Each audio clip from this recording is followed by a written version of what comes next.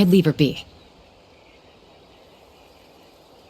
The warriors of the Flower Feather clan are a proud bunch who never show their vulnerability in public, even if they've gone wingless. Oh, Chasca? Good to see you again, Traveler and Paimon. Before we carry on, let's get a little further away before Koyer notices us.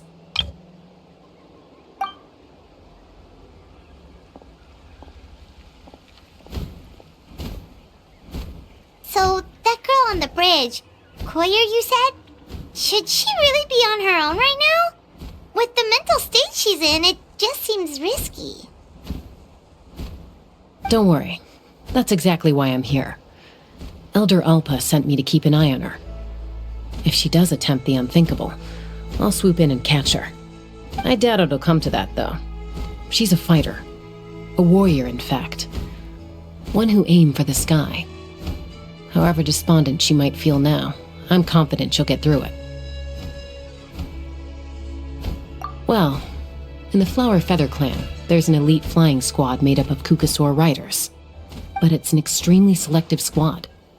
To become a rider, you need to undergo a trial, where you not only demonstrate mastery of the relevant skills, but also win the approval of the Kukasaurs. Very few candidates make it through the process. Koyer has spent years training for her most recent attempt, but unfortunately she didn't pass. So it's not hard to see why she's so upset.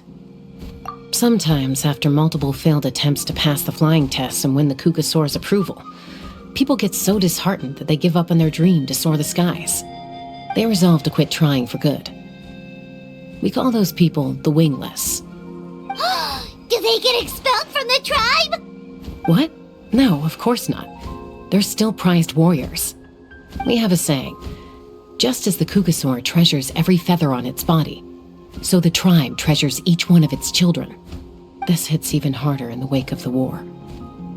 All of our young warriors carry the future of our tribe on their shoulders. Besides, every Kukasaur falls from its nest before it learns to fly. It's practically a rite of passage. Likewise for the wingless, we always hold out hope that one day, when they're ready, they'll rekindle their dreams and keep trying. Until then, all we can do is quietly watch over them from a distance. Just like I'm doing now. Ah, okay. Paimon hopes she'll get back on her feet soon. Well, from the sound of her whistling, her confidence has been seriously shaken. No Kukasaur is going to respond to a call that sounds like that.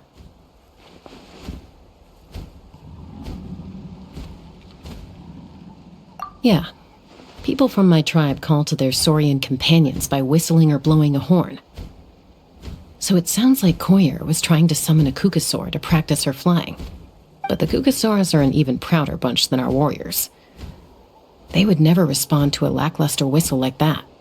First she failed the trial, and now she's struggling to even summon a Kukasaur. That's only going to hurt her confidence further. And getting trapped in that vicious circle is the kind of thing that'll make people go wingless. Surely there must be something we can do to help. That's very kind of you. Koyer's flying skills are up to par, but mentally she's stuck in a rut. If she wants to return to the sky, she has to overcome that for herself. I'm going to lay low nearby, just in case she takes a turn for the worse. Let me give you a tour around the tribe once this is all over.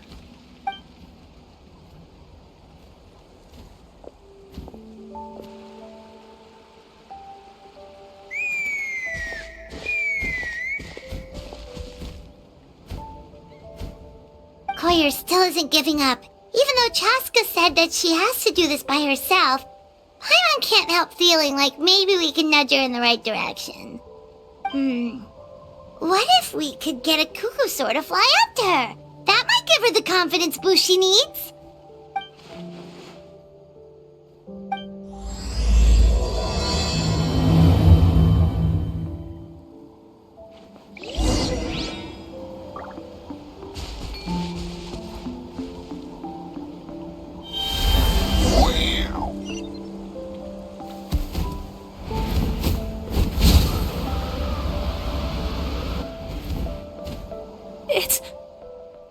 It's a Kukasaur!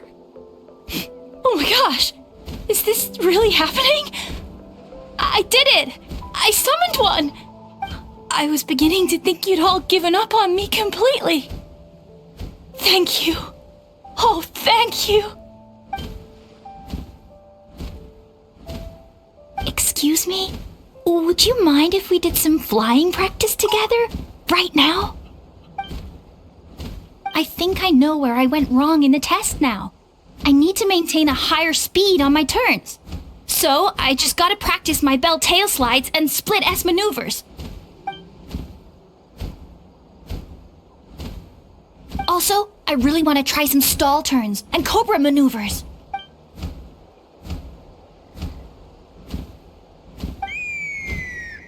Huh? That sounded like a whistle. Is someone else trying to summon a Kukasaur? Hey! Wait! Wait!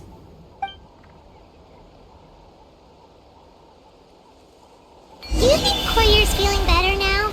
Let's go back to that bridge and check.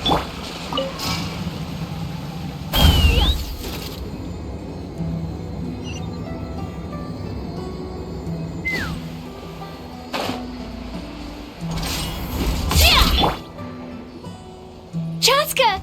I summoned a Kukasaur! They do still respond to me after all! Although, unfortunately, someone else summoned it away again before I had a chance to go for a flight. Oh, really? That is unfortunate. But if you can do it once, you can do it again. Keep at it, and you'll pass the trial eventually. You're right. You know, I almost thought about giving up, but I'm glad I didn't. Hey, Chasca, how's Koyer doing? Huh? Who are you? And how do you know my name? These are my, friends. The Traveler and Paimon. You came up in conversation the other day because I was telling them about up-and-coming warriors in our tribe. Oh, the Traveler, huh? So that's you. What do you mean up-and-coming? I'm closer to being wingless than I am to passing the trial. Anyway, we haven't met before, have we? You look so familiar somehow. Maybe you saw him in the stadium? Or anywhere, really. He's been all over Natlan lately, so it's not surprising that you've seen him around. If you say so. Koyer, Chasca.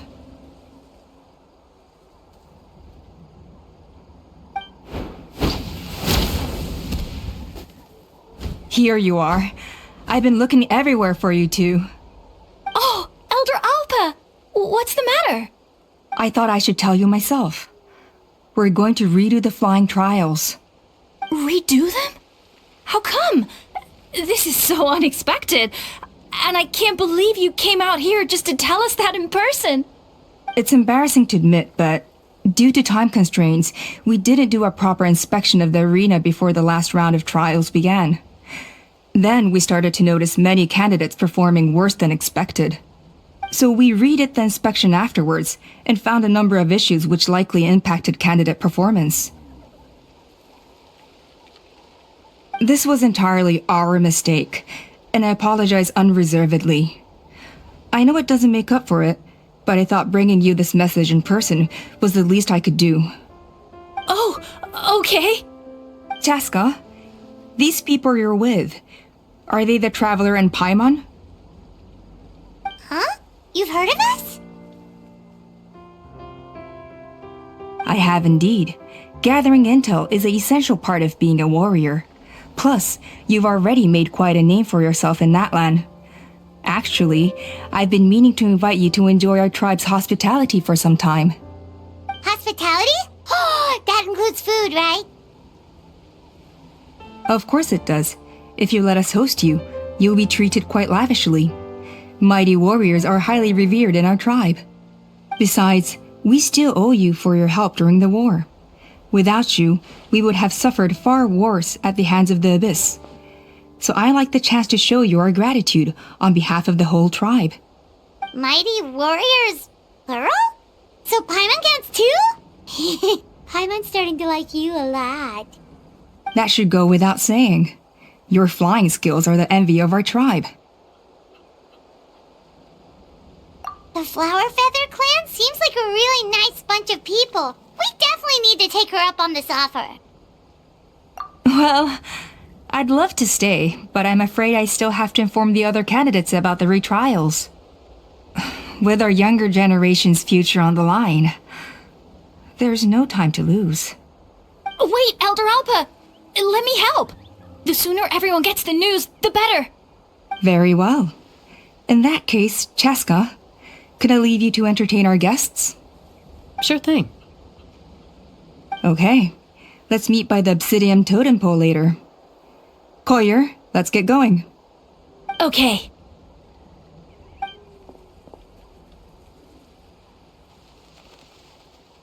Alright, they're out of earshot. I'm just gonna come out and ask. That Kukasaur who responded to Koyer's call, that was your doing, wasn't it? I grew up with these creatures. I could tell something was off the second I saw it. His whole demeanor seemed less like a Kukasaur and more like, well, you. So I figure you must have been pulling the strings somehow. He looked very flustered when Koyer asked for a ride, so I whistled to give him a chance to escape. And judging by the look on your face, that was a welcome intervention, huh? It's all right. If you'd rather your hidden talents remain hidden, I respect that. I won't press you for answers, and I'll keep my speculations to myself. You're the kind of person I'd still trust even if you had superpowers. I know you'd use them for good. I think the ends justify the means in this case. She just lacked confidence, and you helped her resolve her internal conflict. If you hadn't intervened, I likely would have gotten my mom to help out instead. Although, having said that, there's a small chance she might have recognized her and seen through the whole thing.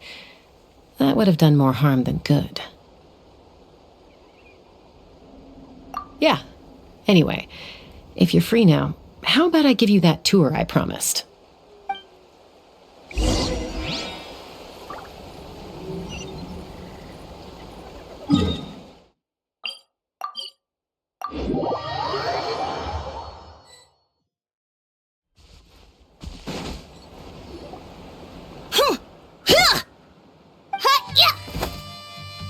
Ready? I'm gonna get you! Uh-oh. Are they fighting? Should we try and break them up? They're fine. Just doing their daily combat training. Combat training? A little young for that, aren't they? Not to us. We're a tribe of warriors. In ancient times, we were the most elite troops in the nation, responsible for patrolling and defending all of Natlan. And even though times have changed, we've kept our martial spirit alive. Hey, is that Chasca? Chasca! You're back! Oh, can you come train with us? Now's not a good time, I'm afraid. I'm showing the Traveler and Paimon around. Maybe next time. The Traveler and Paimon? Wait, you mean that legendary warrior and legendary flying expert? Legendary? Yep, that's us, alright. Awesome. It's so cool that you can fly without having to ride a Kukusaur. Even Chasca could only do that for short distances. Mr. Traveler, can you teach me some cool sword tricks? Oh, Mr. Traveler! My family shop makes the best volcano cake! You gotta try it! Let's behave ourselves, everyone. These people are here as our guests. They're going to meet Elder Alpa in a few minutes anyway. Kotini, instead of being jealous of other people's talents, why not work on developing your own? Kapak, there's no point in trying any cool sword tricks until you've mastered the basics. Have you done all your sword drills today? And Natlan, easy does it, okay? Not every conversation has to turn into you plugging the family business. Okay.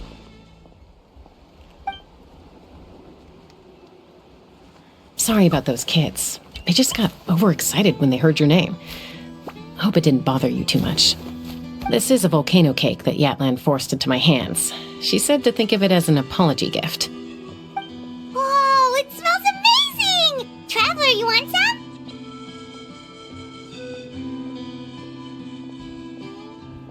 That's good. Yatlan will be thrilled. By the way, Chasca, those kids really adore you. You're way better with them than Paimon expected. Paimon figured you'd be more... aloof, maybe? Aloof, huh? Well, to be fair, there was a period when I was like that. Around the time when I first joined the tribe. But it's a terrible attitude to have as a peacemaker. It tends to turn situations that could have had a peaceful resolution into a stalemate that can only be resolved by force. Yep, exactly. As long as other options are available, I try to avoid that at all costs. Someone once told me that peace imposed by force will crumble in a matter of days. But peace achieved through genuine dialogue actually benefits both sides, even if sometimes the parties are only willing to negotiate because they're both armed to the teeth. That's true. Hey, Chasca! Uncle Cusco knows you're back, and he's coming to get you! Oh, thanks. Traveler, Paimon, gotta dash. I'll meet you at the totem pole up ahead. You can't miss it. It sticks out like a sore thumb. Wait, are you running away? First rule of conflict resolution? Grab the fan and run before the you-know-what hits. Trust Chasca to make even running away sound cool! Sorry about this. Just stall him for me, okay? I'll explain everything later.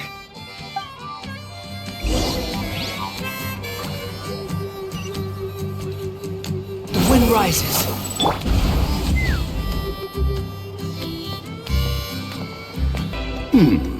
A golden-haired outlander and a white flying object. You must be the traveler in Paimon. I heard Chasca was with you, but I suppose she's run away again, has she? Sorry, who are you? Who am I? Only her father. She's supposed to go for a checkup every 3 months to see how her abyss condition is doing. We both agreed on it. But she's already missed 3 checkups this year. That's 3 out of 4. Yes, she got exposed to abyssal energy as a young child. Then her birth parents abandoned her.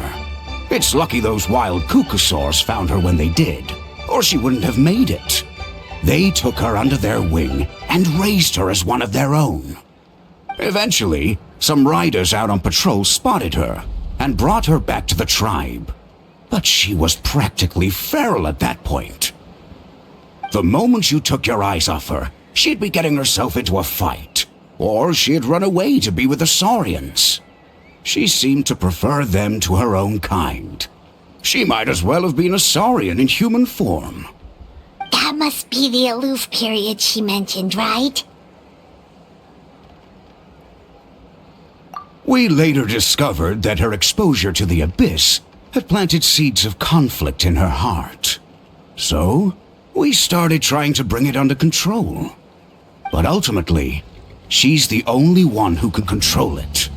Anyway, she's much more human these days. Yeah, don't worry about her. She seems pretty stable to Paimon. She's probably only avoiding the checkups because she thinks it'll stop you guys from worrying about her. Yes, I'm well aware of that. She knows she needs to be careful. If her condition ever took a turn for the worse, she wouldn't be brushing it aside like this.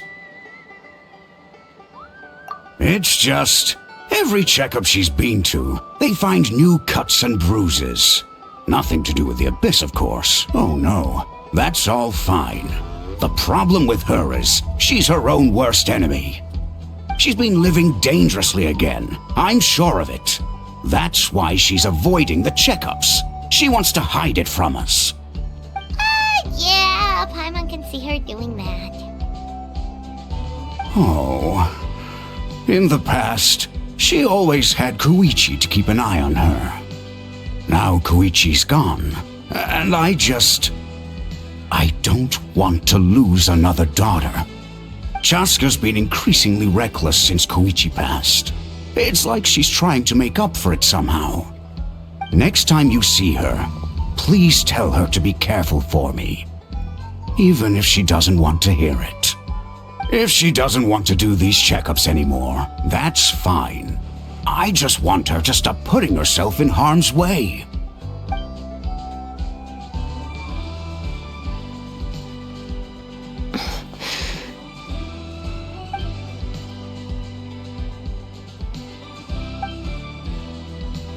Whoa, where did the time go? We should meet back up with Chasca before it gets any later. To get to the totem pole, we need to head north, right?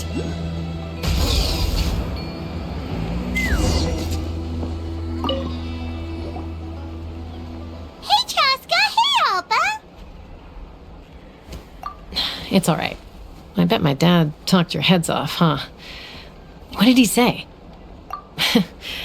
I was sometimes a little impulsive back then. That's putting it mildly. The memories. It feels like it was only yesterday when we brought you back and had Cusco and his family take you in. Back then, no one imagined this feral child would grow up to be the strongest warrior of the Flower Feather clan. Huh? You were the one that brought Chasca back to the tribe? That's right. Elder Alpa was already a veteran rider by then. She spotted me while patrolling from the skies and tracked down my Kukasaur mom.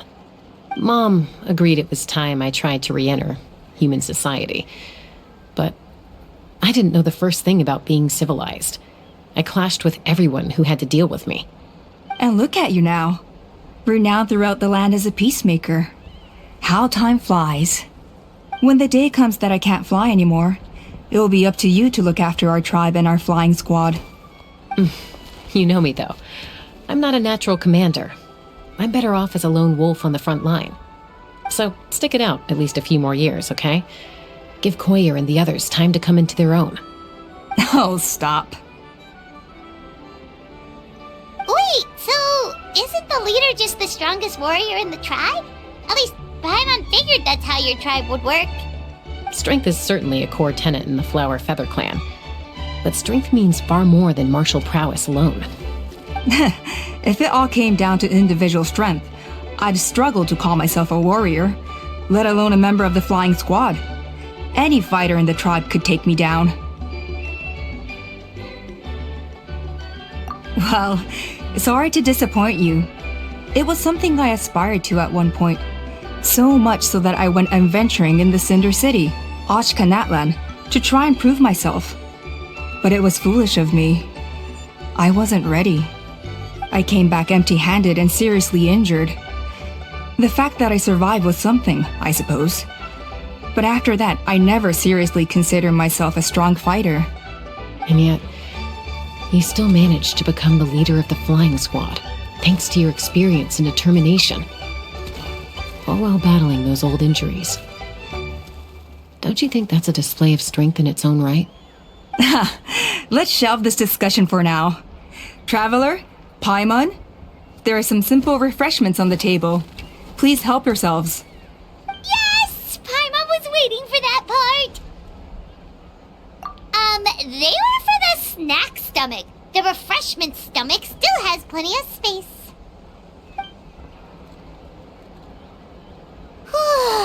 Paimon is so full. Well, if you're enjoying our hospitality, feel free to stay with us as long as you like.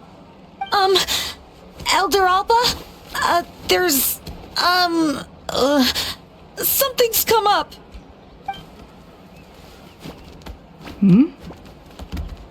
What happened? Is it serious? Shall I deal with it? It's... Some merchants showed up, not from our tribe. They said they're here to discuss some potential collaboration with us. Why now? This is terrible timing. There are a few wingless that we haven't managed to reach yet, and we still haven't inspected the retrial arena.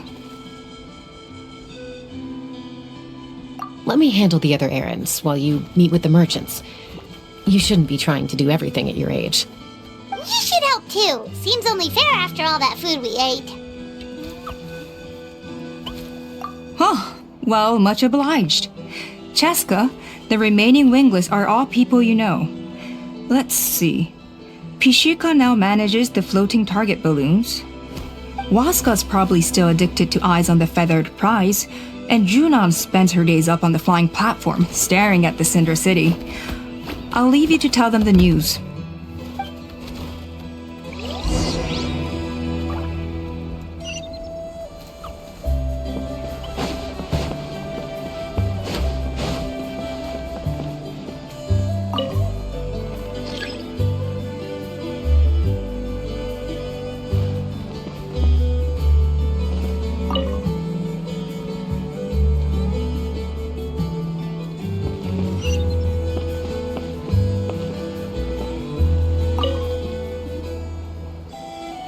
Are you sure you don't want to reconsider, Pashika?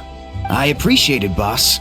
But honestly, I'm pretty happy with my life nowadays. Pashika, they're redoing the flying trials. Huh? Utoda? Ah, did Alpa send you? I was just telling Pashika the news, actually.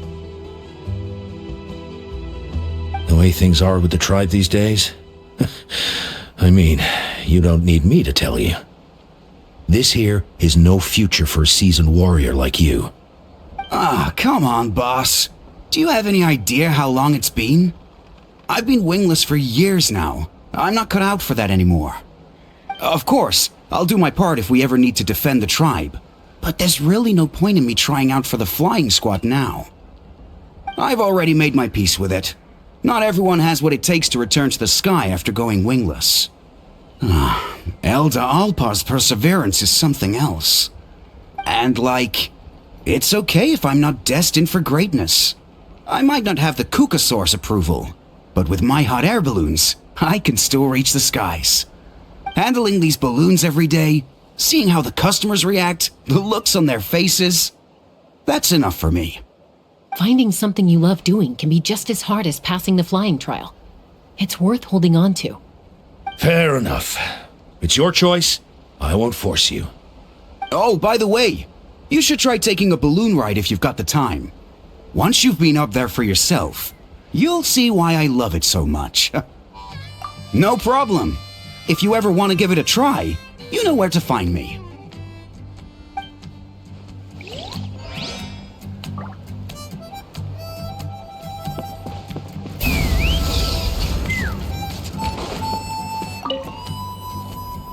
A retrial? What's the point? I pretty much treat life like it's a game. No Kukasaur is ever going to approve of that, no matter how many times I try. Waskar, I can assure you, Kukasaurs wouldn't judge you for something like that. Well, they must be judging me for something. Maybe I lack fighting spirit, or just don't have the talent. Not everyone's a natural like you. Don't waste your time on me. You'll have better luck with the ones who still have their heads in the clouds. In the meantime, I think I'm going to treat myself to a few more games of Eyes on the Feathered Prize. Yeesh, there's wingless, then there's being a total lost cause. You used to be a fierce warrior, actually. But fighting spirit alone won't win you the Kukasaur's approval. Are all Kukusaurs so strict? The ones in floating target balloons and Eyes on the Feather Prize seem pretty chilled out. It's one thing to hang out and have fun, but quite another to take to the skies with a human life on your back. Giving a ride to someone who's unqualified endangers not only the rider, but also the Kukasaur themselves. If the rider makes a mistake, they both suffer the consequences. So we have a mutual understanding with the Kukasaurs. If someone isn't up to standard, we have to reject them. Even if it means breaking their hearts.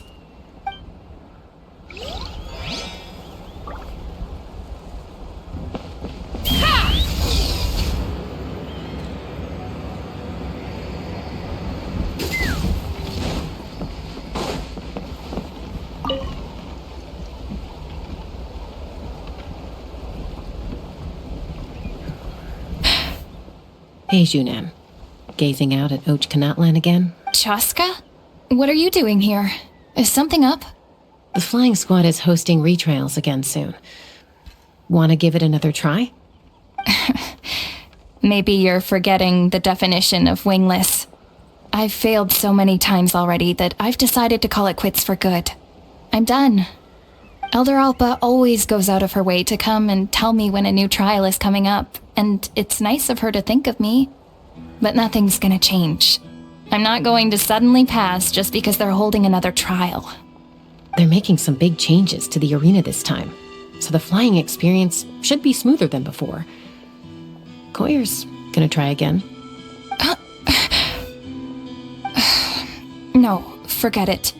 If I was genuinely good enough to make the squad, the location shouldn't affect my chances. A true rider can fly confidently whatever the conditions, like you and Elder Alpa. Junan! They're redoing the... Huh? Chasca and the Traveler. You're already here. I guess they told you already then. Come on, let's go train together. I'm gonna sit this one out. What? Why? But you've always looked up to Elder Alpa. She went wingless after her injury and spent years drifting, but even she came back and made it in the end. If she can do it, why can't you? I mean, I don't have that kind of perseverance. And besides, the last thing I want to do is fail in front of her yet again. Oh, come on. You know you don't need to worry about that. Alright, well, how about we just treat this as you being my mentor? Then will you train with me? I mean... Enough umming and ahhing. Let's just get up in the air and figure it out as we go. Wait! Hold on, slow down. I can't keep up. Well, that's one way to do it. They've been best friends since they were kids. If anyone knows how to get Junan out of a rut, it's Koyer. You helped Koyer deal with her internal conflict, and now she's done the same for someone else. You know, people often talk about how one conflict leads to another and so on. But sometimes in life, things spiral in a good direction instead.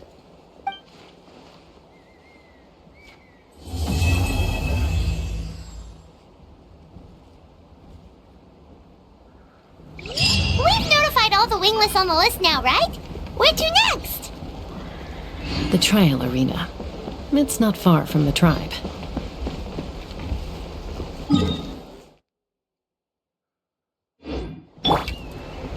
Squall and Fury.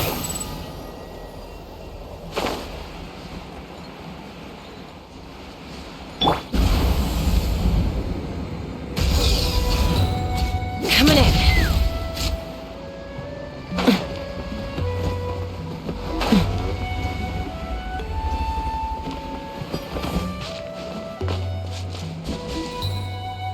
Let's fly!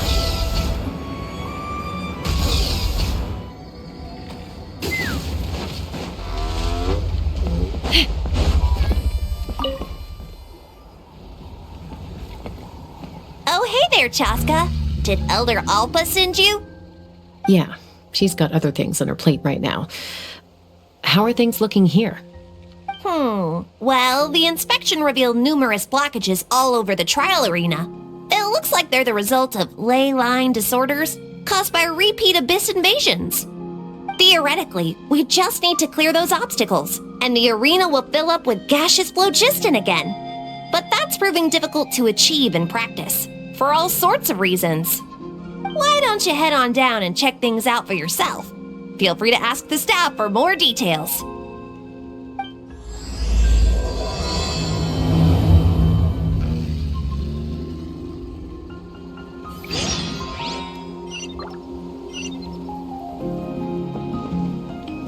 Take me up!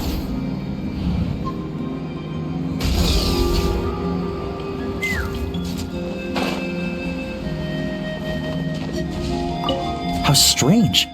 Why is there so much solid phlogiston here? Well, could be from the Children of Echoes. Maybe it got swept up here due to the ley line disturbances? And I did see those strange markings on the cliff. I can't think of a way to resolve this. Short of going all the way to the Children of Echoes to borrow it to Petlisor.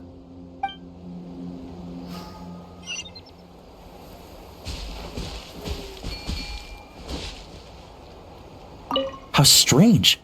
Why is there so much solid phlogiston here? Well, could be from the Children of Echoes. Maybe it got swept up here due to the ley line disturbances? And I did see those strange markings on the cliff. I can't think of a way to resolve this. Short of going all the way to the Children of Echoes to borrow it to Petlisor.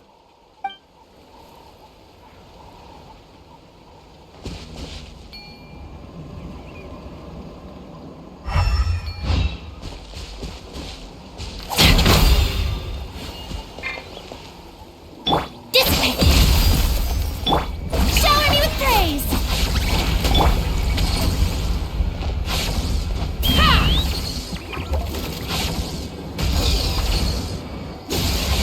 Bullseye!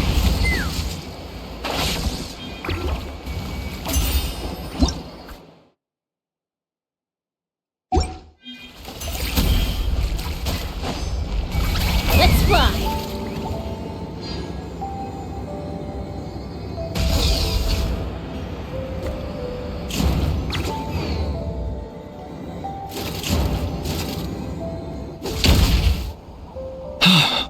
Oh, are you here to help? Thank goodness. There's no way I could do all this by myself. So the blockage here has to be cleared using a special bomb, but carrying explosives up that steep slope would be a recipe for disaster.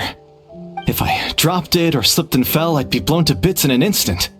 So, my plan was to transport the bomb to the other side, then send it over in a hot air balloon. All I need now is for someone else to strike the balloon at the right moment, dropping the payload right on top of the spout, and problem solved. What do you think? Simple enough, right?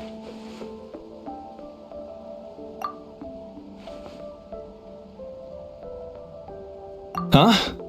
Oh, that one. No, I've got no idea who that belongs to. Or how they got it up so high. I just wish I could fly up there and check out what kind of tech they're using. Ah, well. Getting the trial arena back in order is more important. I'll head over and set up now. Let me know when you're ready.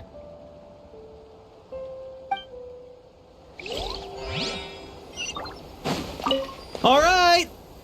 Get ready!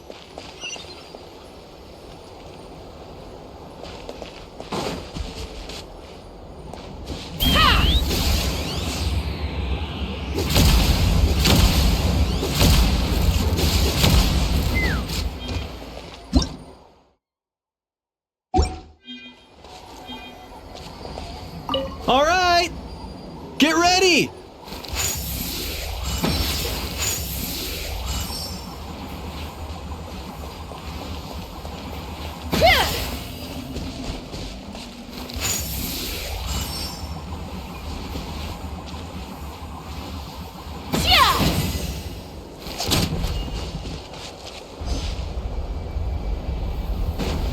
Let's fly!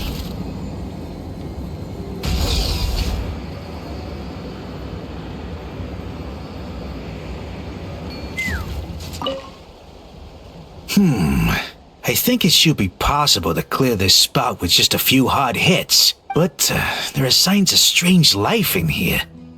Meddling with it might be dangerous.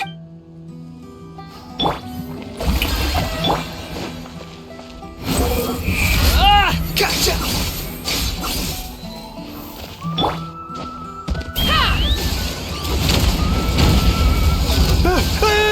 Monsters! Shower me with pain! Wretched vermin! Let's run!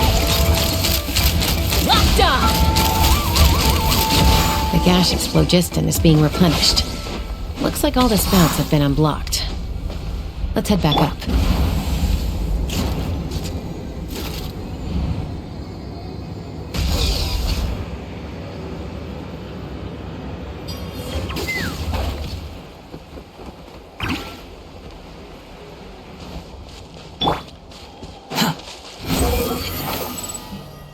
Let's burn this breeze. Wow, you took care of everything in no time at all. Incredible work. Now we just have to wait until the gaseous phlogiston is fully replenished. Then we can kick off the retrials. Actually, Inkanak, I'd like to do a test flight first, just to make sure we're not missing anything. Could you arrange that for me? Huh? But you only just finished getting the arena ready. There could still be other hazards we're unaware of. All the more reason to have me test it out. Think of it as another inspection. I guess you're right. With your flying skills, you won't be in any serious danger, even if there are hazards we overlooked.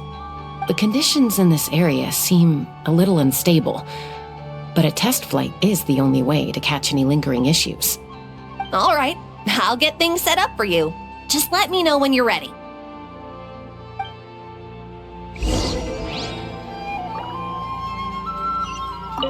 Are you ready?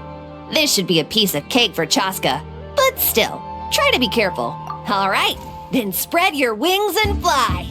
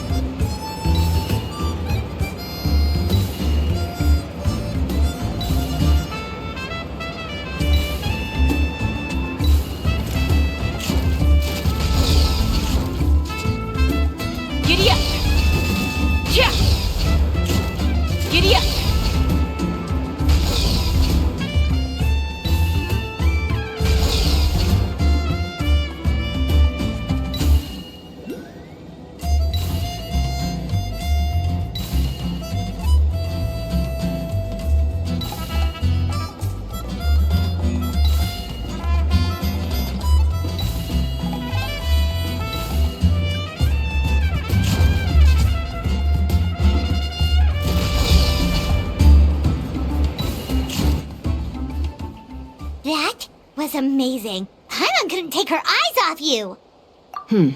No, nothing major. Give it a few days, and we should be able to conduct the trials. Help! Help me! You're from the Flower Feather clan, right? Please, come quick, you've got to help us! Catch your breath first. What's the situation? We got attacked by a Kukasaur. My friends are still stranded in the middle of the road with the goods we were transporting. Please, I'm begging you, save them! Huh? Are Kukusaurs really that aggressive? Do they usually attack groups of people unprovoked? Not in my experience, but there are exceptions to every rule. Let's go check it out.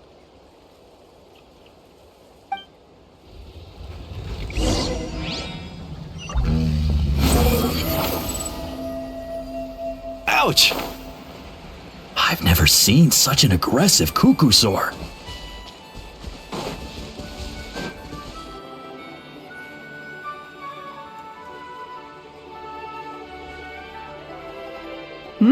Chasca? Traveler? This is a surprise. Elder Alba?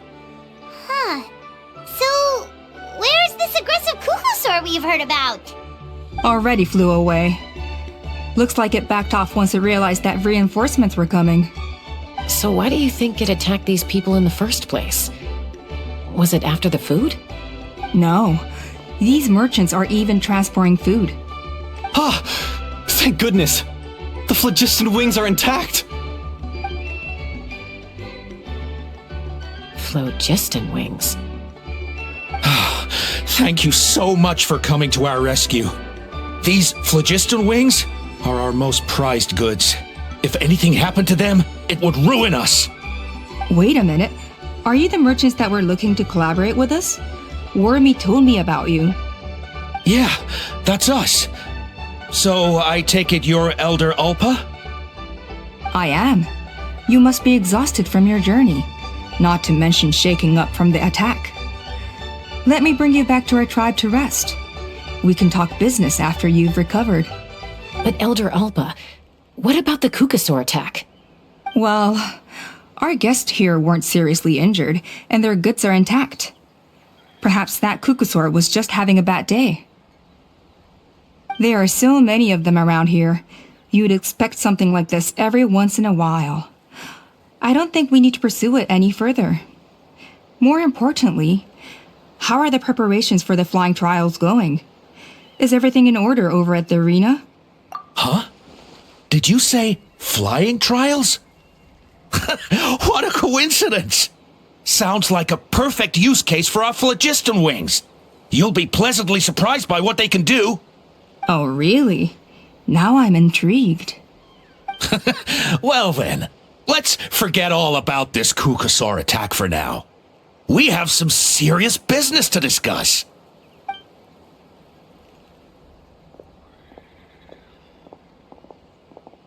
Huh?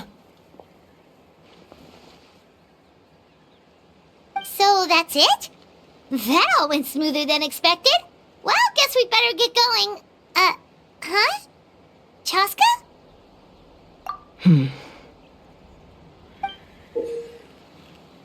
A blood-stained feather.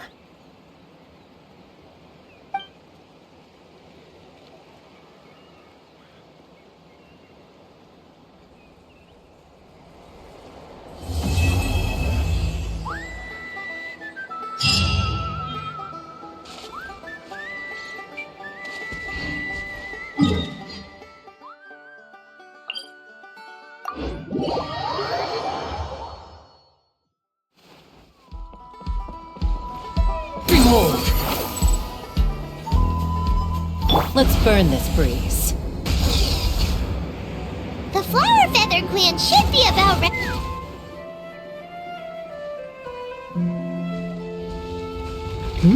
Ah, Traveler and Paimon.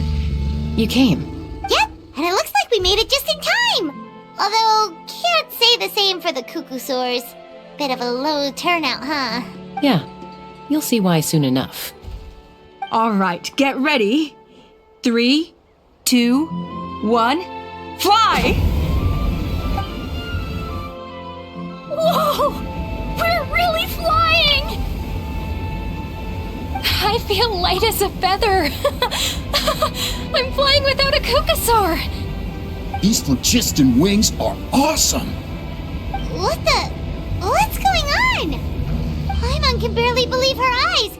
How did they fly all on their own? The merchants we ran into that day were selling a product called phlogiston wings.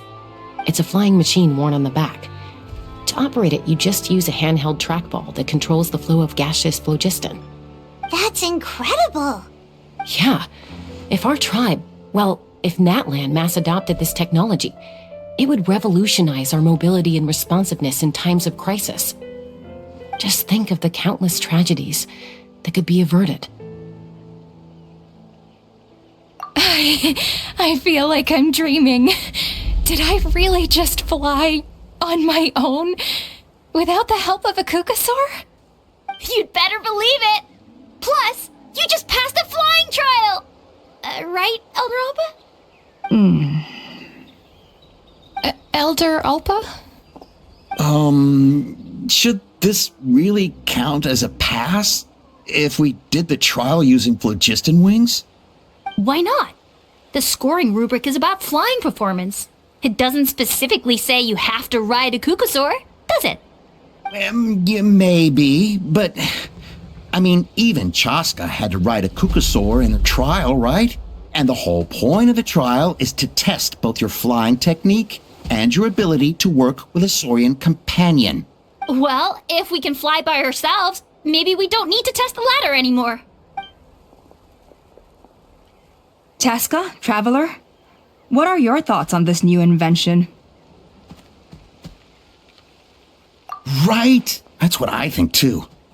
I agree that they have strategic value, but I don't think it makes any sense to evaluate candidates by the current testing standards if they're using phlogiston wings.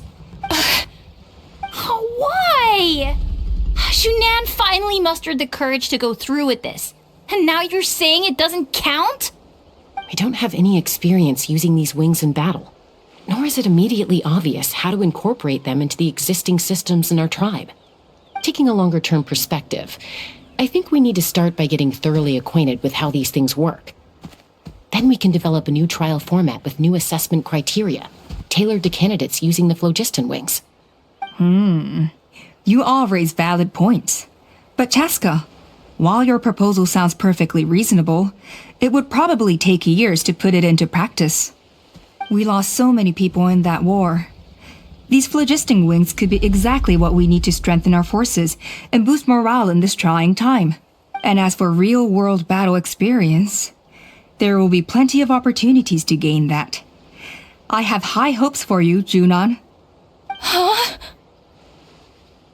Hey, stop staring into space! Say thank you! Oh, thank you. Thank you, Elder Alpa. You have nothing to thank me for. Remember, the way you got your wings back was by relying on yourself. Oh, Elder Alba! Bad news! Kukasaurs are attacking the merchants again! Again? Okay, everyone, stay put while I... Huh? Chasca?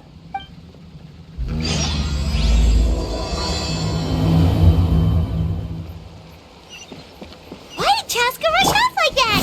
And then Elder Alpa and the others too? Anyway, let's go see what this is all about.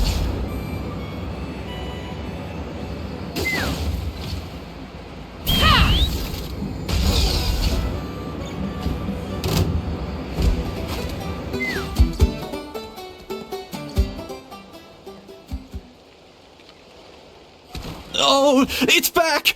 It found us again! Run! Get out of here!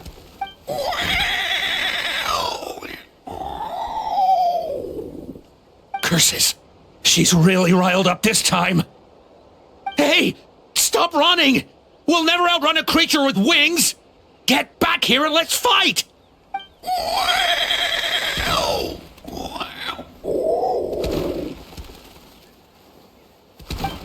Stop!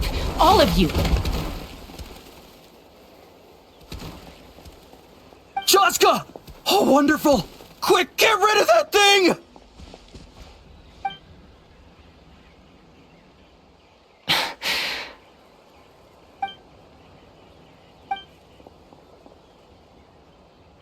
What's going on? Why isn't she doing anything? So it really is you, sister. Wait, sister? That Kukusaur is Chasca's sister?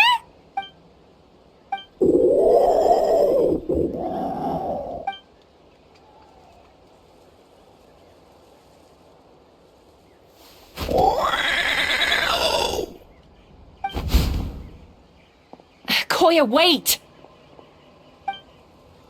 Is Chasca gonna be okay? Should we go check on her?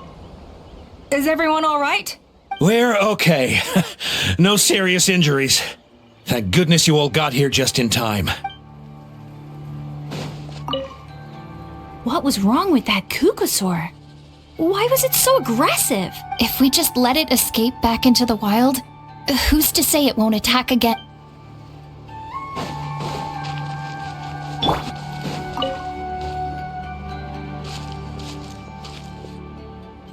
Chasca, are you okay? I'm fine. Sorry for making you worry. No point. She's an expert at hiding her tracks. Once she's shaken you off, you'll never catch up to her.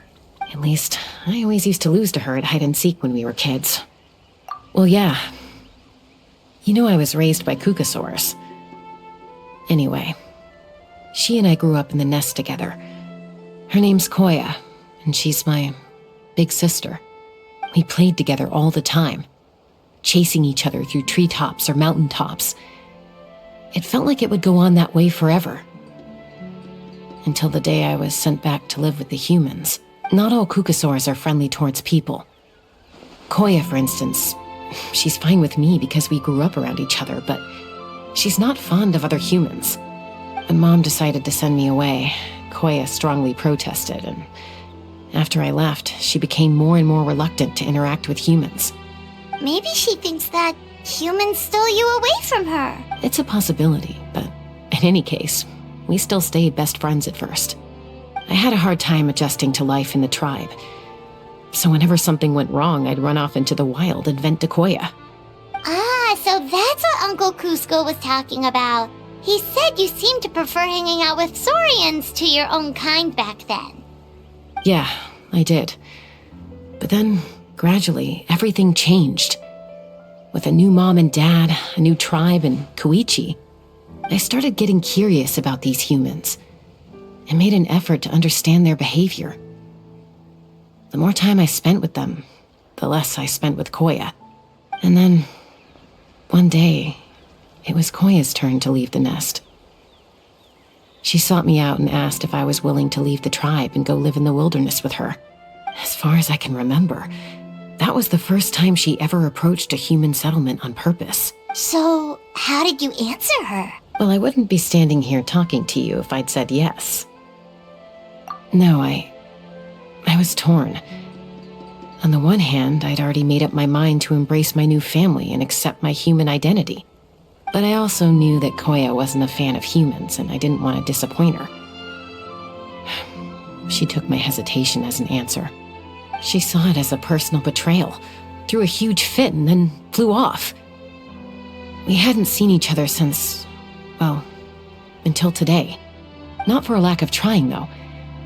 I tried asking Mom where Koya's new nest was so I could talk things out with her. But Koya had already asked Mom not to tell me where she'd moved to. It must be hard for Mom, being stuck between her two daughters. So I didn't press the issue.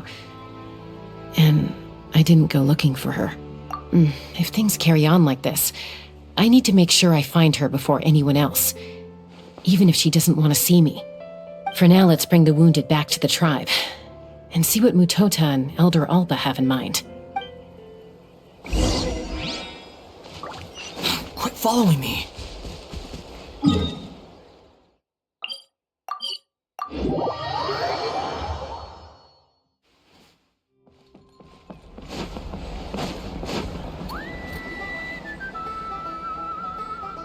So, I hear there's been another Kukusaur attack. Ha! I knew it! They're wild animals, and they can't be trusted. Hey, show a little respect. The Kukusaurs are our partners. Maybe in the flying squad, but they don't give a hoot about the rest of us. Well, now that we have the phlogiston wings, do we even need the Kukasaurs anymore? Are you kidding? How are we supposed to protect our tribe without them? I didn't mean it like that. Huh? Protect our tribe? Or are you just scared that your precious flying squad will lose its prestigious position? You take that back! Things are changing so quickly. Chasca, there's a conflict emerging there. Aren't you going to nip it in the bud? The whole tribe's talking about this now. Breaking up a single fight won't solve anything. The real source of conflict here is the phlogiston wings. And what happened with Koya. On any other day, people would just brush this attack aside. After all, clashes between wild Kukasaurs and humans are no more common than those between people. But now that the phlogiston wings have entered the equation, it's sparked a debate over whether our tribe needs the Kukasaurs at all. I worry that we risk repeating the mistakes of the Cinder City. Back then, Lord Ochkon's hatred of the Saurians nearly destroyed the peace forged by the Pyro Archon. Chasca, to prevent things from deteriorating further, I'd like to task you with restoring peace to the tribe. I will. Traveler, you've already done so much for Natlan, and the Flower Feather clan has no right to ask more of you. But... thank you. And don't forget about Paimon. Just leave this to us. This whole situation has unfolded so quickly that it's put us on a back foot. To tell the truth, it makes me a little suspicious. You think someone might have orchestrated all this? It's possible. Leave it with me. I'll look into it.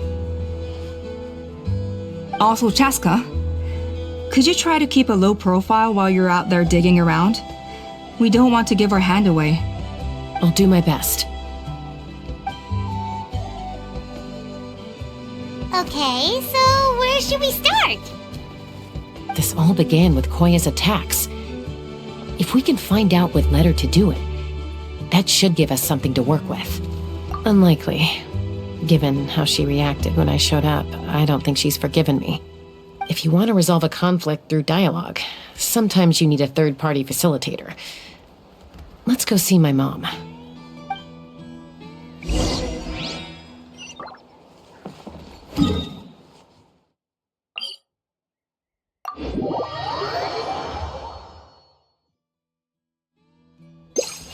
Behold!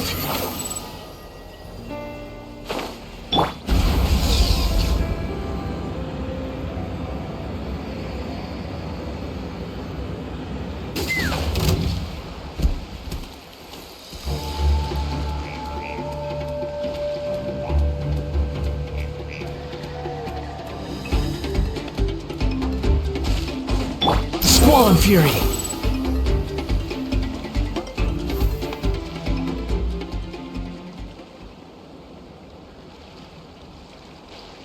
Wow, so this is where you used to live as a child? Mm-hmm.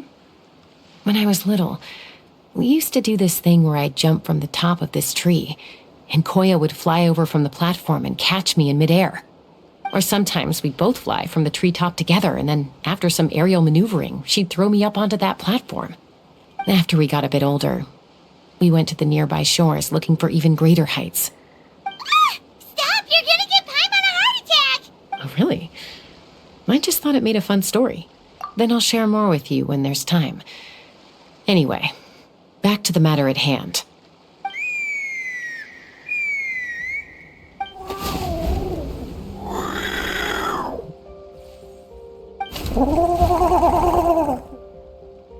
Hey, Mama Bird, I'm back. My last visit was only a week ago, wasn't it? See? I visit you more than I visit Papa Cusco. I brought a couple of friends with me. These are the Traveler and Paimon. Traveler, Paimon, this is my mom. Her name is Chimpu. In the human tongue, anyway.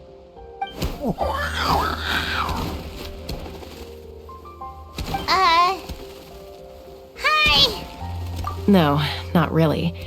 I don't speak it as such, but I can sort of get the gist. Although only with Mom and Koya, since I spent my formative years with them. Even then, it's basically a best guess based on their sounds, body language, and expressions. Seems to work about 9 times out of 10, anyway. As for whether Mom understands me, I can't always tell. But somehow we still manage to communicate. Call it the family bond, I guess. Don't worry. I'm doing well, but I think Koya might be in some trouble. I know she's never been a fan of humans, but she's never deliberately attacked them before either. What's behind this sudden change? Does, Auntie Chimpu know anything? Doesn't look like it. Koya hasn't visited her in a long time. Then, could you please tell me where she's living nowadays? I really need to talk to her. If this animosity between her and the tribe continues, then the next time there's an incident, I don't know if I'll make it there in time.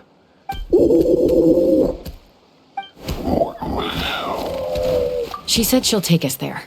Thank you, Mom.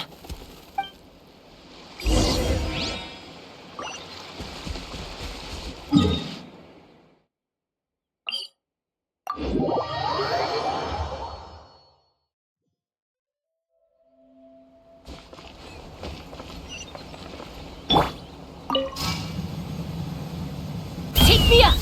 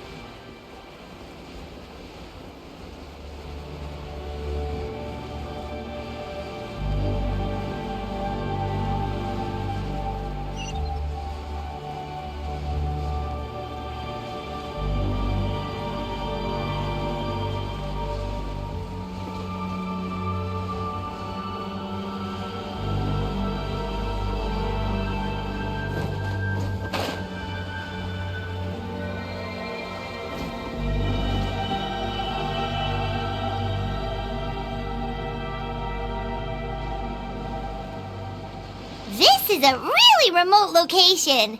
Guess she was trying to get as far away from humans as possible. We stay here? Okay. Got it. Traveler, Paimon. Mom says we should stay out of sight for now. She'll talk to Koya first. Koya is very hostile toward humans right now. So if we show up unannounced, it might just make things worse.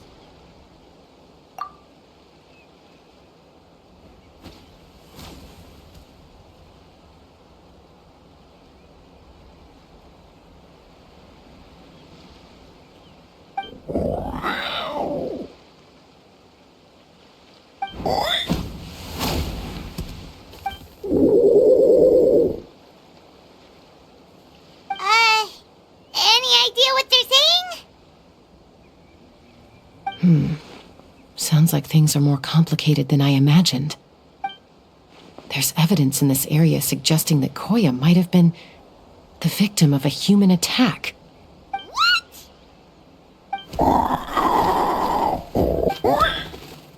No! It's Chime, Koya's child. The attackers kidnapped her. They came over the sea, under the cover of night, and they took Chime. What the heck? Who would do such a thing? I searched day and night, and finally found them.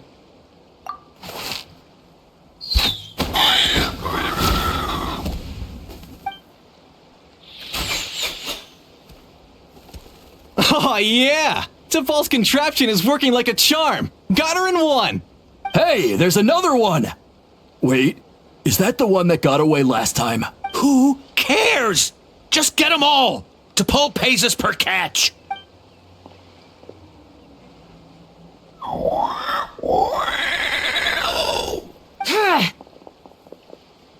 Chasca!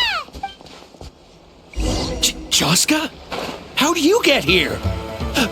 Quick, stop her! Don't you even think about running away!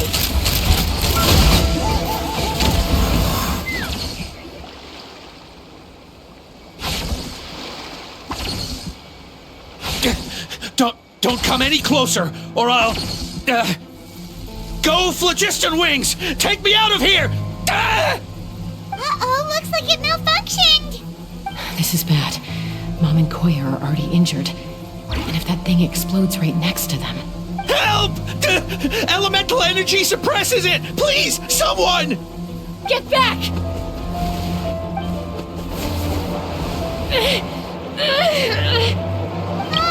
It's still going! And it's getting worse!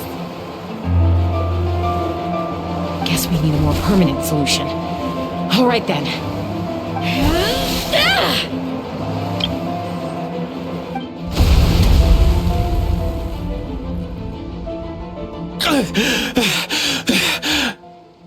That was too close. I thought I was gonna die.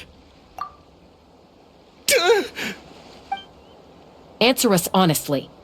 Were you the ones who attacked Koya before? I am... No, it was...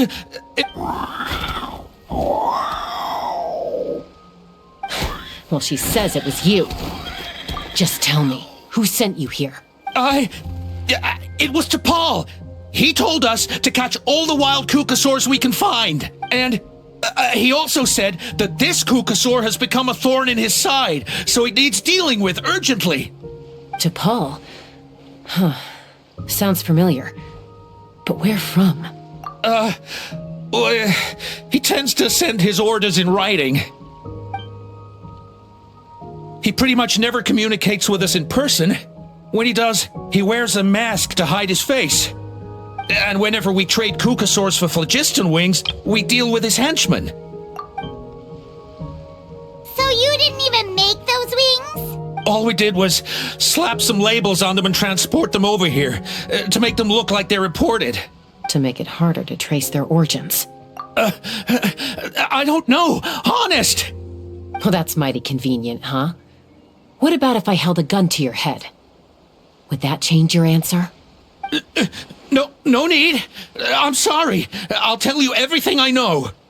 T'Pol doesn't tell us much, but he always stresses that he wants them alive. So that gives us some clues.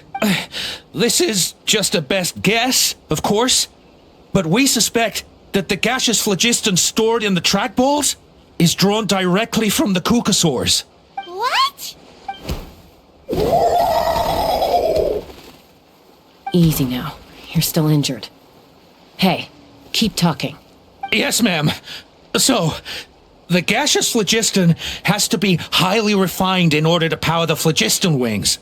The slightest imperfection can have disastrous consequences, as you just witnessed. But the Kukasaurs have a natural ability to process gaseous phlogiston. So, if you use them as an intermediary, then... That's enough. So the Kukasaurs you took, where are they now? T'Pol should have them. But no one knows where he's based, apart from him and his henchmen. We've tried looking for it ourselves, even followed them a few times. But we always end up losing track of them. Random thought. Maybe they're hiding up in the sky? T'Pol. I'm sure I've heard that name. Maybe it was... Chasca! Traveler!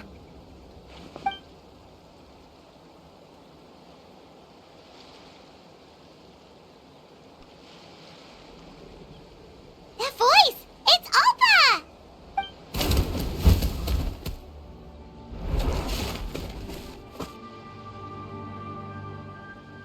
Elder Alba? What brings you all the way out here? Well, I was patrolling nearby when I heard the sound of an explosion. What's going on? I don't believe it. Elder Alba, does the name T'Pol ring a bell to you? I feel like I've seen it written down before. Maybe in a list of candidates for the flying trials? Huh? So he's a member of your tribe then? No. If he was a member of the Flower Feather clan, I'd definitely know him. Now that you mention it, I do remember a young man from outside our tribe who came to participate in our flying trials once. You were away on a mission at the time, which is probably why you don't remember him. He was a craftsman from the Children of Echoes, but he'd always dreamed of soaring the skies, so he wanted to join our flying squad. The Children of Echoes? That's rare. But despite his best efforts, he unfortunately failed to pass the trial and gain the Kukusaur's approval. In the end, he went wingless and returned dejected to the Children of Echoes. Wingless, huh? Maybe he invented the phlogiston wings to get revenge on the Kukusaurs. Perhaps. Or maybe it's simply his way of dealing with his regrets over his past flying endeavors. Either way, it doesn't excuse his abuse of the Kukusaurs. I'm gonna take these guys back and expose the truth to the tribe. It's time for this conflict to end. Easy, Chasca. Remember what I said about keeping a low profile? The ringleader still hasn't shown himself, and this man's allegation about powering the phlogiston wings with Kukusaurs is only speculation.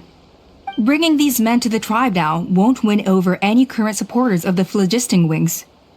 In fact, it may even escalate the conflict further. After all, many are mistrustful of the Kukusaurs after recent events. Is that why T'Pol waited until now to try to capture my sister? I don't know. I mean, he did tell us to spread negative rumors about the Kukusaurs and slip some Mora to anyone opposed to them, but... But Koya only attacked humans because they stole her child! Nevertheless, we will be hard-pressed to change people's minds while emotions are running high. Unless we have irrefutable evidence. Bravo! My thoughts exactly. In the meantime, leave these men with me. I'll escort them back to the tribe. I'll take the other members of their crew into custody too. They won't get another chance to stir up trouble. Fair enough. I guess finding T'Pol is gonna be the key to resolving this conflict. Let's hope the Children of Echoes have some info on him.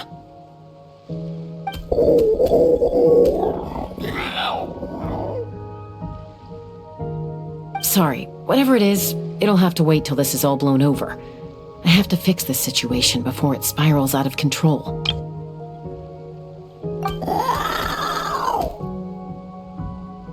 Mom, sis, rest up and get well soon. I gotta fly.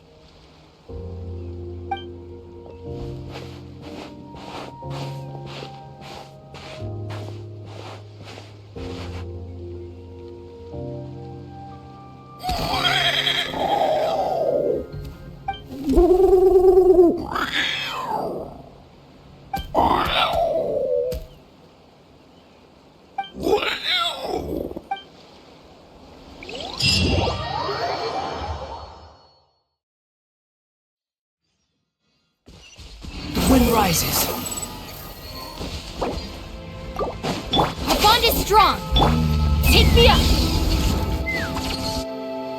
So Alpa says that T'Pol's from the Children of Echoes. But how do we track him down? Just ask around until we find him? Let's start by talking to someone we know. It'll be faster that way. At this time and place, I'll bet the easiest person to find is... Wakey, wakey, Shilonen! Oh, it's you.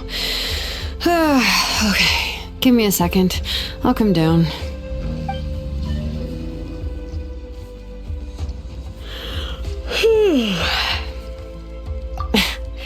I climb trees to fly further and see farther. I don't usually stop for a nap. Well, we're not all like you. Always full of energy, even after flying around all day. Yeah. So, you've come all this way and interrupted my precious nap time. Might I inquire as to, why? I'm sorry, Shilonen, but it couldn't wait. Does the name T'Pol mean anything to you? He's a craftsman, apparently. Huh. T'Pol. Yeah, that rings a bell. I think that's Puma's child. Nope, I'm afraid you're a few years too late. Why are you looking for him?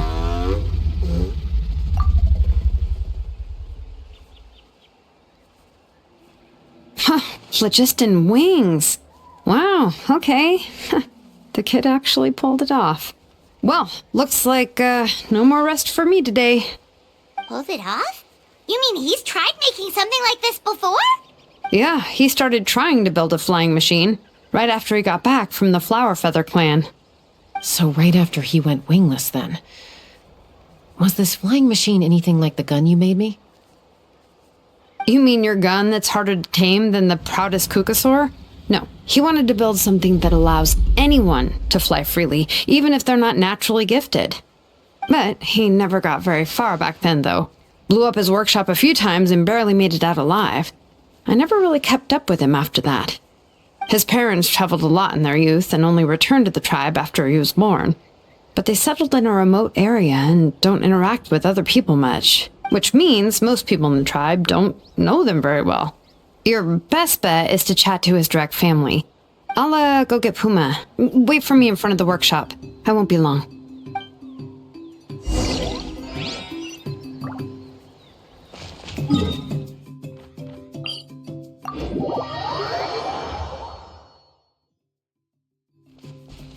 Let's fly.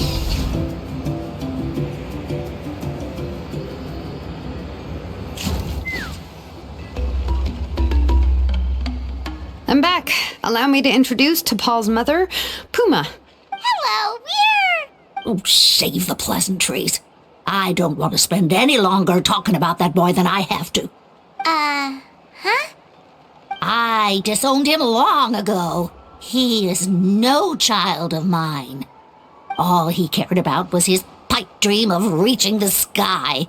Oh, we tried to talk sense into him, but he was obsessed. And then when he left us, he spouted some nonsense about building a workshop in the sky to avoid the constant criticism of us ground dwellers. He left his notebook behind. Whatever questions you have, you can look for them in there. I am done talking about him. He's no son of mine.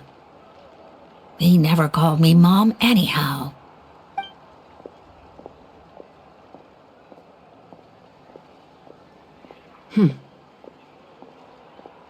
Wow, they've really fallen out. Paimon sure wasn't expecting that. Her husband, T'Pol's father, he passed away recently, and T'Pol didn't even bother to show his face at the funeral. If you ask me, that was probably the final straw for Puma. I'll go keep her company. If there's anything else you need, just come and find me. Thank you. Okay, so this notebook is the only lead we've got now, right? What's in there?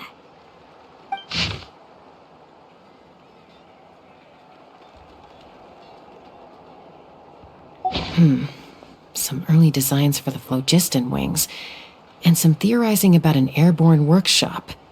Natlan, the Cinder City. Looks like that's where he got his technological inspiration from. So, was he serious about the workshop in the sky? But, oh yes, the one from the trial arena that was super high up! That balloon has been there for a while, and everyone's been wondering how it got up there, but what if that's the wrong question? What if it started off even higher up, above the clouds and out of view, and it only descended to its current height due to some kind of malfunction? Part of T'Pol's workshop? Seems likely. If T'Pol's base had been hiding above the clouds this whole time, that would definitely explain why Isidore couldn't find it. I totally called it! But how do we get up there? Chasca, can you even fly that high? By myself? Possibly. But with a passenger, no chance. I doubt even phlogiston wings could take you up that high. At least, not without that relic T'Pol mentioned in his notebook. Yeah, and he's probably holding on to it. We'll have to find another way. Nope. That's way beyond Paimon's altitude. Also, would you really expect Paimon to go up there and take on T'Pol all by herself? Let's not worry. Just because we can't think of a solution doesn't mean no one else can. I'm not the only flying expert in my tribe, you know. Oh, good point. We should go ask Elder Alpa. And Mutoda. He was quite the flying ace back in the day, too. Let's head back and see what they suggest.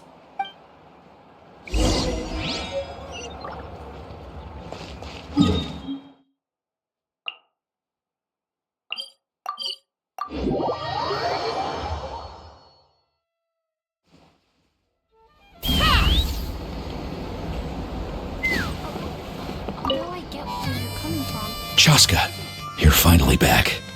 Things are getting really tense in the tribe. Have you made any headway with your investigation? Some people even think we arrested the merchants just to support the flying squad and crack down on the phlogiston wings. We found some promising leads, but there's a major obstacle standing between us and the irrefutable evidence we need. A relic from the Cinder City? So Och Khan's still managing to sow discord, even after all these years. An airborne workshop and a hot air balloon above the trial arena. And that's where you're trying to get to now? Neither phlogiston wings nor a Kukusaur can take you that high up. Do you really think that's where T'Pol is hiding? You know what? There might just be a way. Really? Do you still remember those spouts in the arena? When they were all blocked, the gaseous phlogiston was trapped and unable to flow, but now it's flowing freely. If we were to block them up again...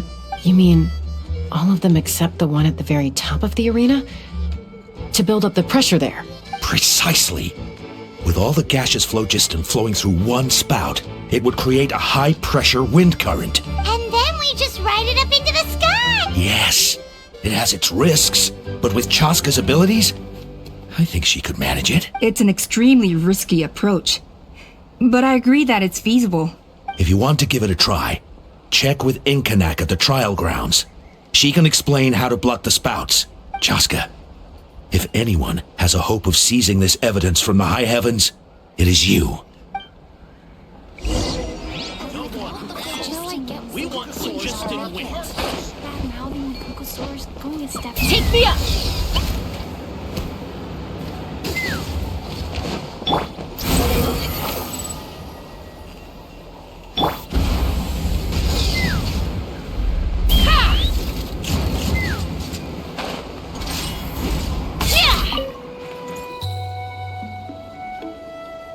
Goodness me, that is a very bold idea.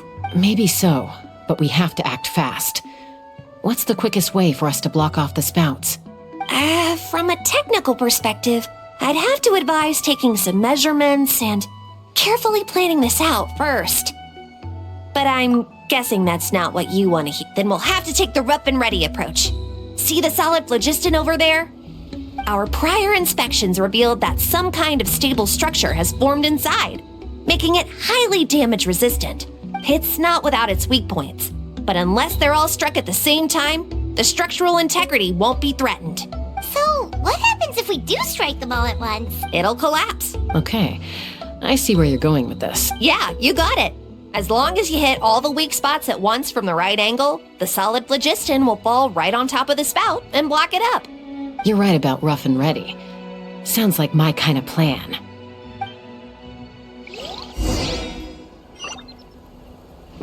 Take me up!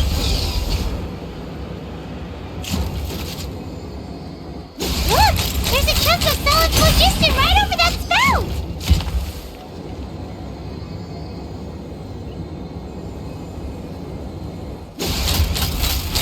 Open fire!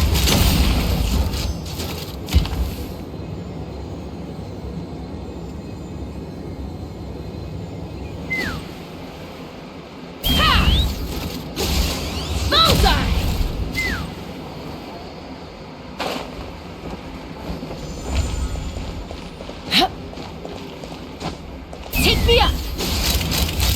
Bullseye!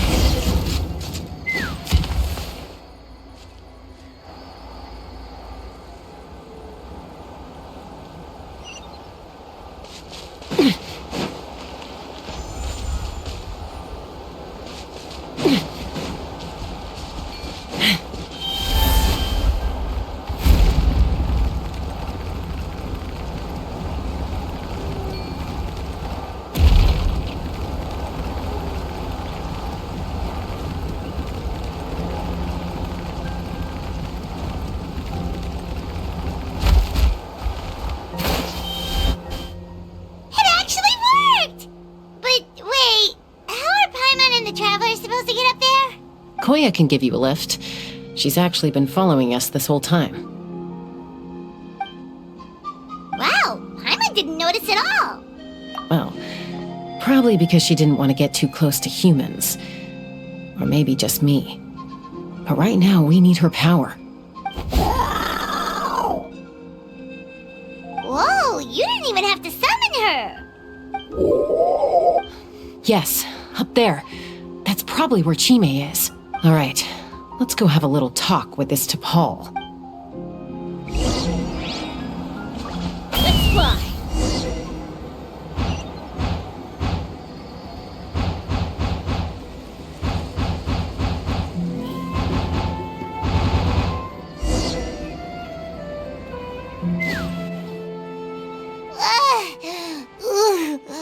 Haven't ever flown that fast before.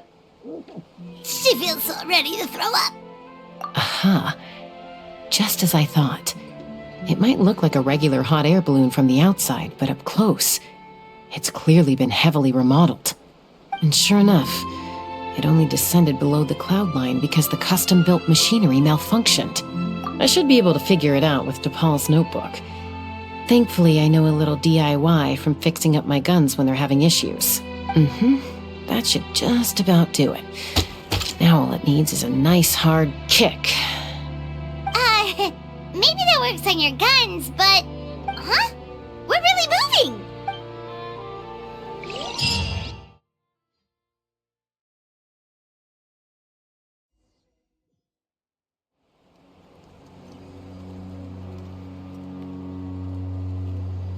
Here it is! The workshop in the sky! Oh, you gotta see it to believe it. Makes you wonder why T'Pol even bothers with phlogiston wings when he has tech like this. Well, according to the notebook, the platform beneath us runs on components from the Cinder City. Those can't be mass-produced. Also, I have some doubts about its mobility after seeing how it moved just now. For someone like T'Pol who dreams of flying freely, this definitely doesn't cut it. But if he's got that relic, he should be able to make a set of prototype wings for himself, right? Why bother making a whole flying workshop so he can mass-produce them? But this doesn't add up. If he's already achieved the power of flight, then he must have bigger dreams we don't know about. But what? With any luck, we'll find the answers in his workshop.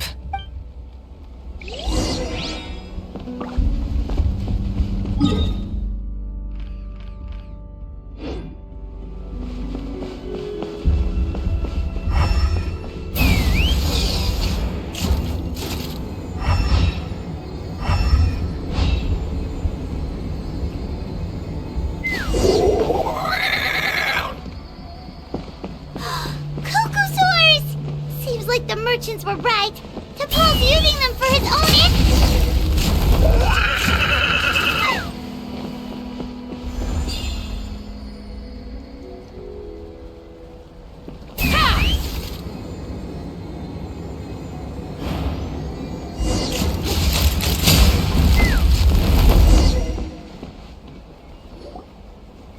Why won't it fly away like the others? Is it... She's still breathing, but barely. By the looks of it, T'Pol was using these cages to extract phlogiston from the Kukasaurs. Once a Kukasaur is drained of phlogiston, it becomes too weak to move. We'll have to come back for these ones after dealing with T'Pol. Let me see. Looks like a record of his phlogiston research. Log number 330. With the support of... I was finally able to launch the airborne workshop. Even though it relies on the relic for 80% of its power supply, I've at least taken the first step. Log number 348. Research on the relic is progressing well. I should be able to replicate the technology and scale up production very soon. Has proposed a name for this groundbreaking invention: the phlogiston wings. I think I'm getting close. Soon, I will achieve my dreams. Log number 377. Encountered some issues with the new, smaller model phlogiston wings. The gaseous phlogiston showed some volatility during the refinement process. Thinks we should proceed at a more cautious pace with the refinement experiments. But after so many past failures, I have to prove that I will succeed this time. Log number 114 ran an experiment using Kukasaurs to refine gaseous phlogiston. It was a success. Log number 117. I've started recruiting merchants and hunters to capture wild Kukasaurs. Log number 121. Major breakthrough in the efficiency of phlogiston yield. Huh? So many parts have been crossed out! Yeah, probably the contact he alluded to in his other notebook. Guess he has a benefactor. Did anyone else notice how the numbering system in this notebook suddenly changed halfway through? We haven't got time for textual analysis, I'm afraid. Grab the notebook and let's press on.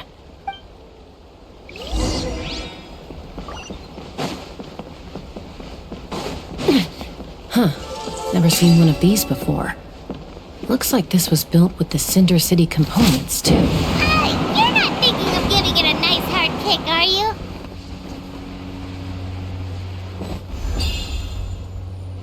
Take me up!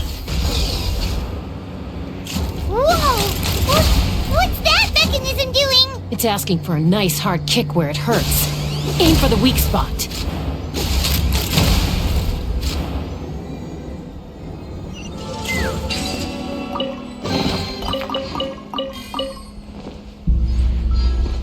Let's fly! What are they doing here? It's T'Pol's henchman. He must have brought them here using the relic and his prototype wings. Watch out! Let my name echo in song! Take me up!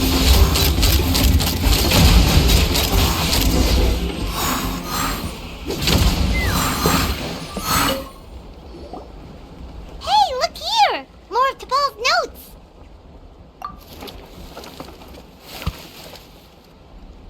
Log number 403. Introduced me to some new comrades who fully support my ideas. I told them that some Saurians are blessed with wings, and some people with natural gifts, while the less fortunate among us can only look on longingly as they seize the skies. But I also told them that progress can erase individual differences. Think of the tools humanity has made to fight back against wild beasts. The law we have put in place to even the playing field between the strong and the weak. I promised them that our research will be the new frontier of human progress. With our phlogiston wings, the power of flight will no longer be for a select few to enjoy. Imagine a world where the skies are for all to share. I only hope that when we finally achieve this goal, we'll be proud of me. Imagine a world where the skies are for all to share. Yes, what a wonderful world that would be. If only it were possible. We could respond faster, and so many tragedies could be prevented. But T'Pol, what about the Saurians you're draining dry of phlogiston? You're not sharing the sky, you're stealing it! Bad move. I won't let you get away with it. I'm fine. Let's keep moving. I don't think we'll find anything else here.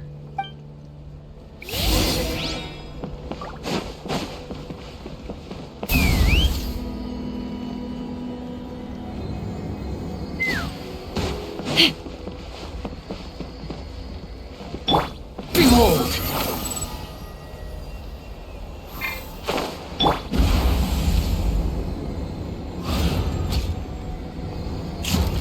Locked on!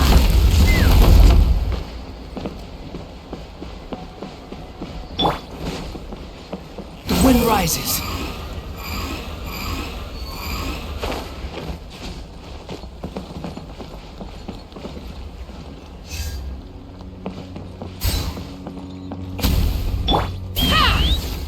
Locked on!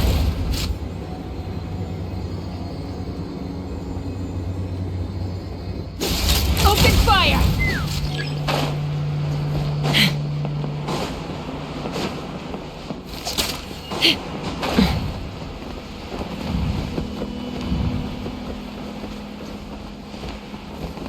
Let's fly!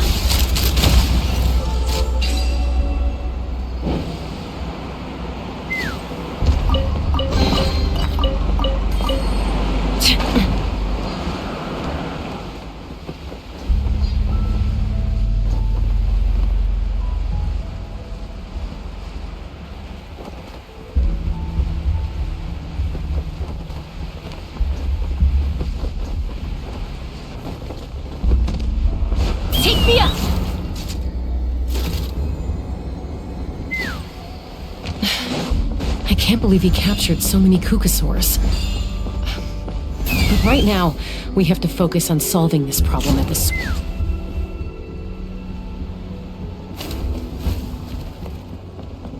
Looks like we've reached the center of the workshop. And still no sign of Koya's baby. Let's search this area for now. If we still can't find Chime, we'll double back.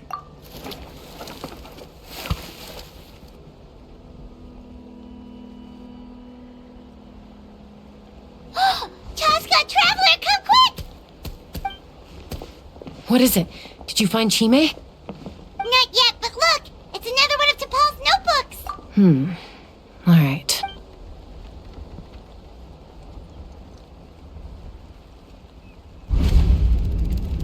Log number 428. We decided to restart the experiments on phlogiston refinement, but without telling. This is the final obstacle to the success of the Phlogiston Wings project. We cannot fall at the last hurdle. Log number 436. Earlier today, suggested using Kukasaurs as an intermediary to extract refined phlogiston. It's certainly feasible, but anyway, as long as our secret experiment succeeds, I'm sure won't bring it up again. Log number 443. We will conduct the experiment tomorrow. But birthday is coming up, so hopefully we'll have a birthday surprise for her. Log number 444. Huh? Why is this log empty? I guess whoever wrote down the log number was prevented from recording the results.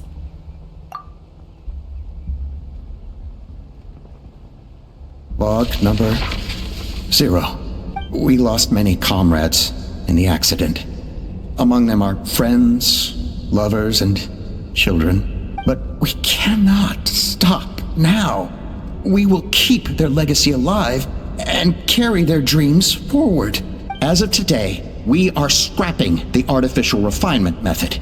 Instead, we will focus all our efforts on phlogiston extraction from live Kukasaurs.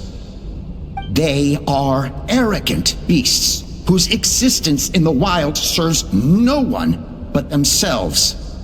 Their true worth lies in their sacrifice for the sake of human progress. To facilitate our operations, we will gradually move the airborne workshop closer to the Flower Feather clan, even as we continue to expand it. All this we do to create a world where the skies are for all of humanity to share. All this we do to make T'Pol's dream a reality. Given the way this is written, not to mention the fact that the numbering has started over from 0, it kinda sounds like this is someone new. Does that mean that T'Pol's already... There's also a letter tucked in the end of the notebook. It's from Puma.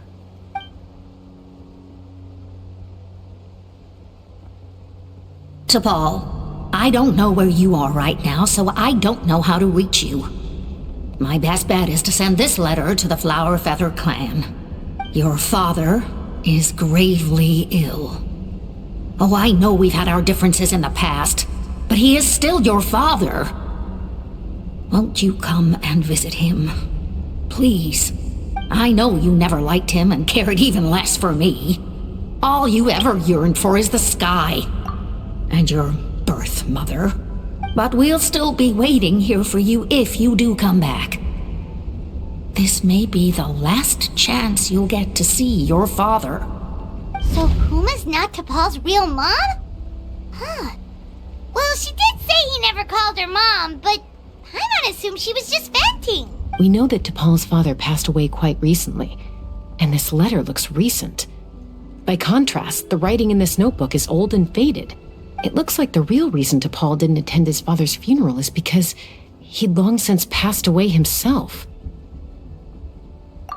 If we ask ourselves why this letter was sent to the Flower Feather clan, why T'Pol always yearned for the sky, and how he got his hands on a relic from the Cinder City, it all points to one answer.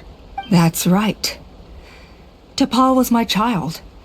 He was born during my days as a wingless wanderer. His birth gave me new hope. I wanted to become the kind of mother who spent her days as a valiant rider, soaring the skies. Not an aimless, wingless nobody. But his father wanted to settle down, to give his child a safe, sheltered life in his tribe. We fought about it constantly, until the love we once had for each other was gone. He started a new family, with another traveler who was also looking to return home. And I went back to the Flower Feather clan, alone. Opa? I had no idea that despite being raised among the children of echoes, my child still harbored dreams of the skies. Can you imagine, Chasca?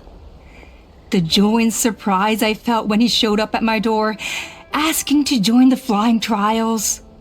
Or how proud I was when he said he wanted to prove his own worth, rather than relying on my position as elder. And then the anguish that overcame me when he was rejected by the Cucusaurs and became wingless, just as I had after my injury. You've got a lot of nerve showing your face here.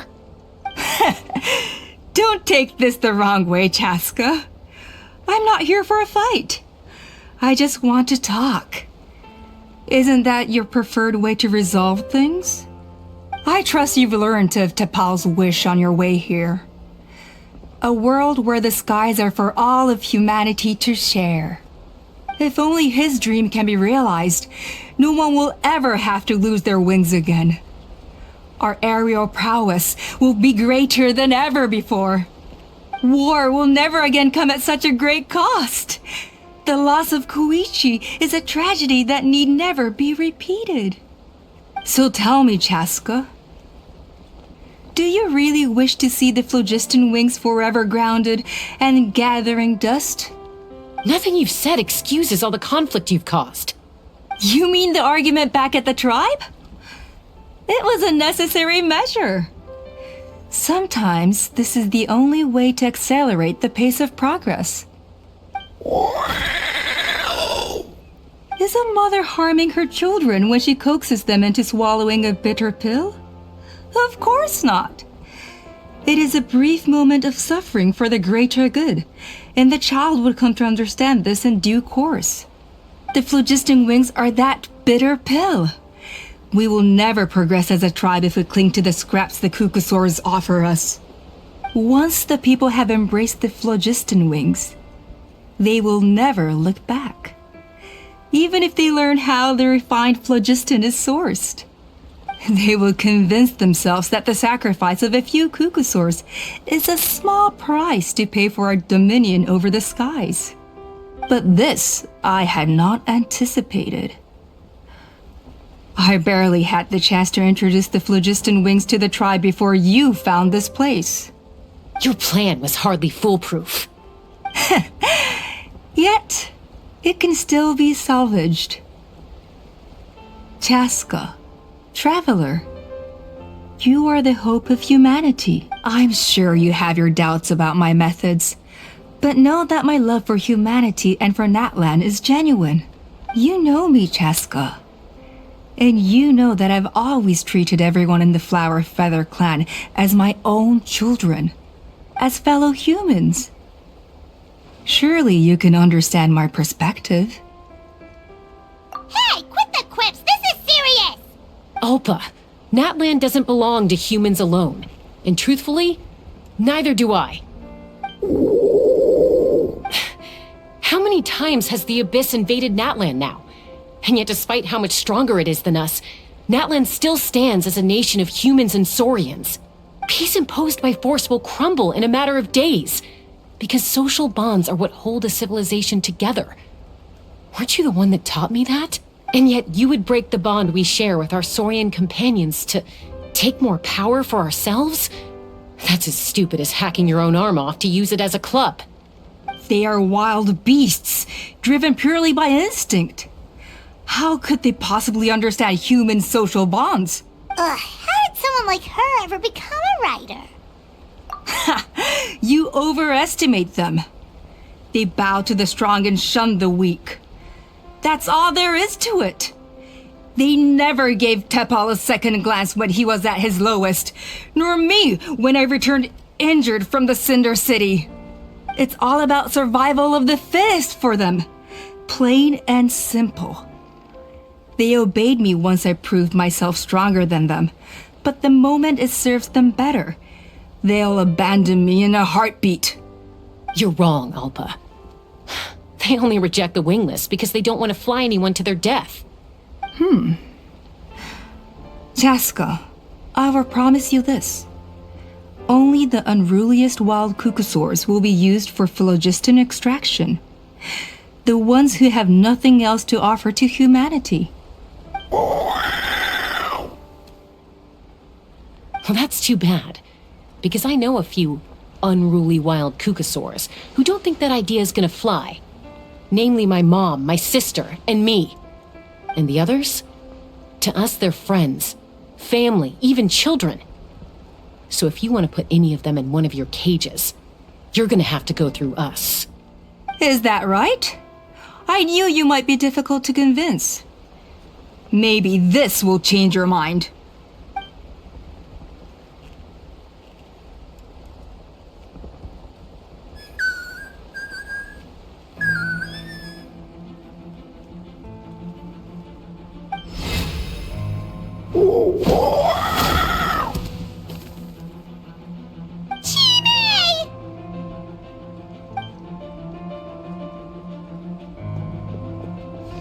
Alpa! Careful! Don't make any rash decisions. Unless you want to see her suffer. Oh no, that's one of the extraction cages! I told my subordinates to take control of the tribe while I was away. Luckily for them, our strongest warrior and our most powerful ally aren't there to stop it. Take control? What are you planning to do with Mutota and his supporters? Merely accelerate their inevitable downfall. They cannot stand in the way of progress forever. It is not the move I wish to make, but I'm afraid you and your friends force my hand. And since you insist on imposing me too, I have no choice but to keep you here until the dust has settled.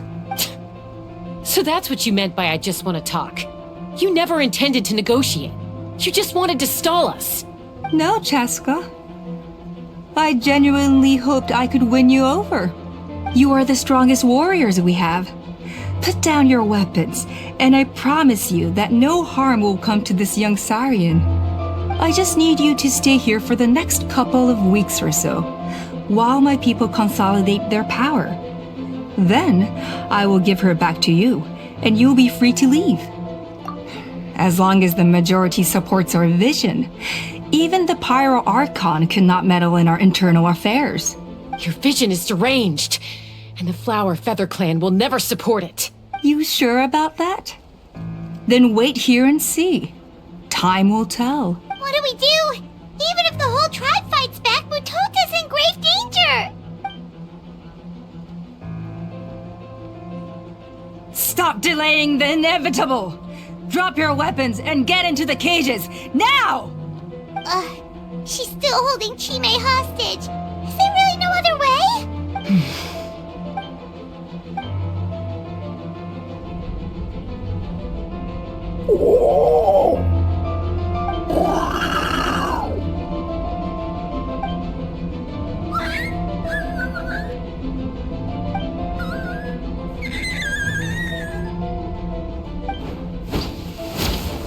Koya? Huh? What are you yapping about? Stand down. Drop your weapons, now! This instant! No! The relic!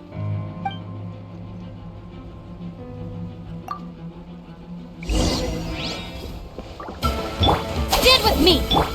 Strike a pose!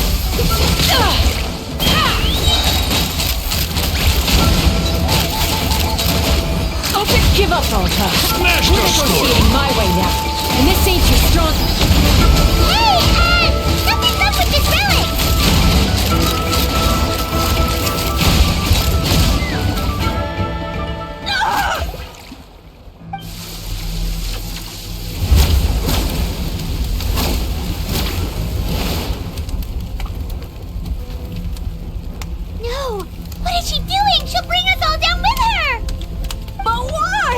thought we stabilized the relic! Maybe it got damaged in the fight. If we don't think of something fast, this whole workshop is gonna fall apart. No. They're directly beneath us. My beloved tribe!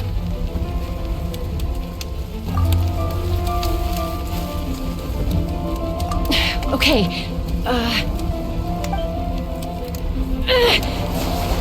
it's too powerful. This ain't a toy like last time. I don't think I can just throw it aside. But we need to get it far away before it explodes. Then the tribe will be safe, and so will this workshop. Koya, remember when we were kids? Come on, let's take this thing high up into the sky.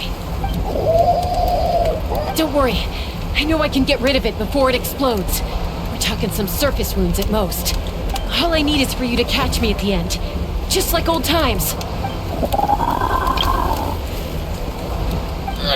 I can't hold it back anymore. We have to go. Don't be insane! Alpha, what are you? You're a fool, Chasca! Why would you choose such a risky solution? We cannot entrust the safety of our tribe to this wild Saurian! I'm the fool. You really think you can stand a better chance than me?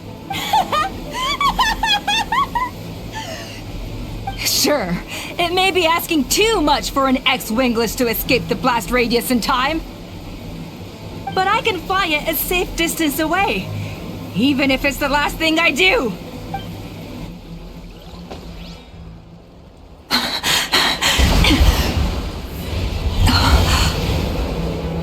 Here, these should be high enough to save the clan. What? You don't get to die a hero today.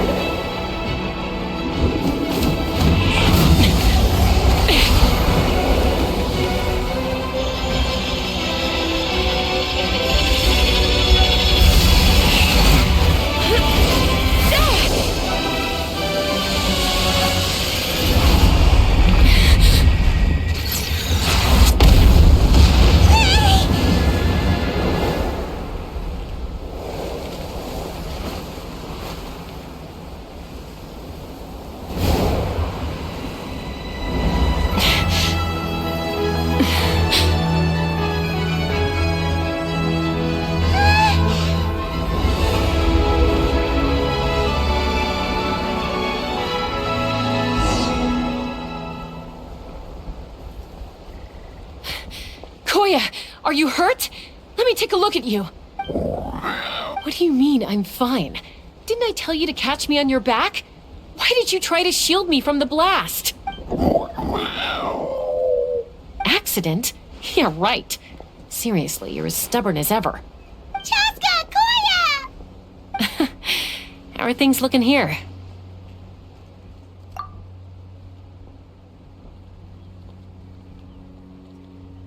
I think that's putting it mildly. I owe you one. Again.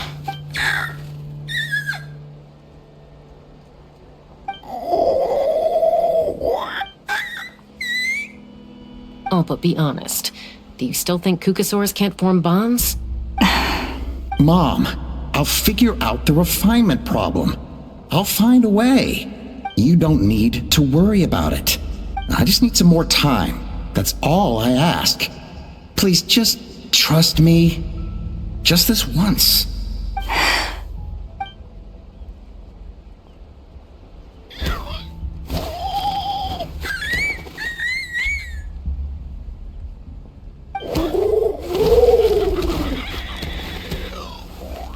The Flower Feather Clan yield to the strong. And it's up to the winners to define what strength means. So it looks like it's my turn to yield. Koya! Koya!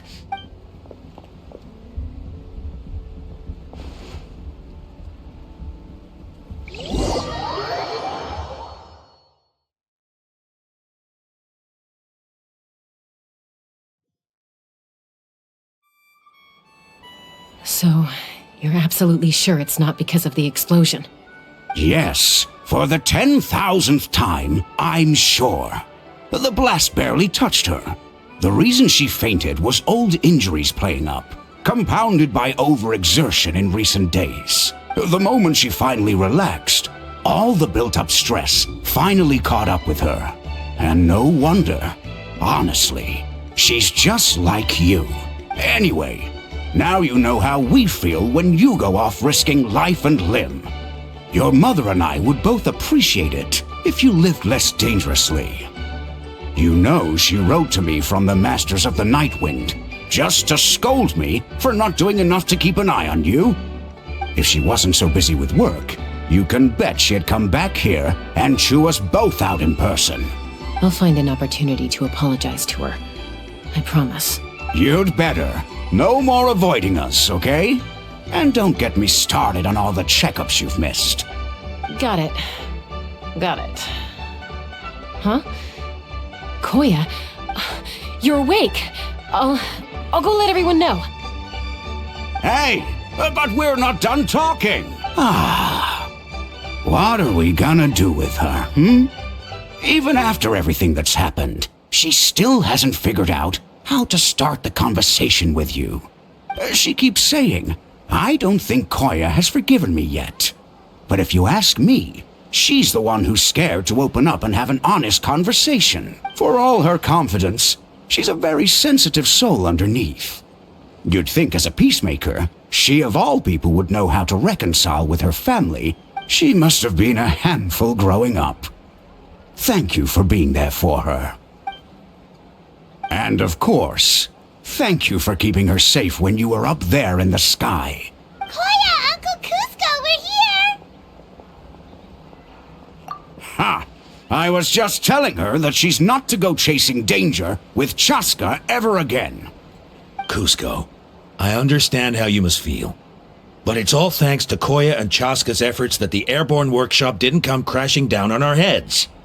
Oh, Paimon almost forgot to ask. They didn't hurt you while we were gone, did they? Thankfully, when her co-conspirators tried to arrest me, I was out coaching Koya and Junan. The two of them were a huge help. They took care of things while I went around rallying the resistance. So, in the end, Alpa's would-be revolt didn't really get off the ground. And as it turns out, not all of the wingless want to see our dear Saurian friends replaced with phlogiston-powered gizmos.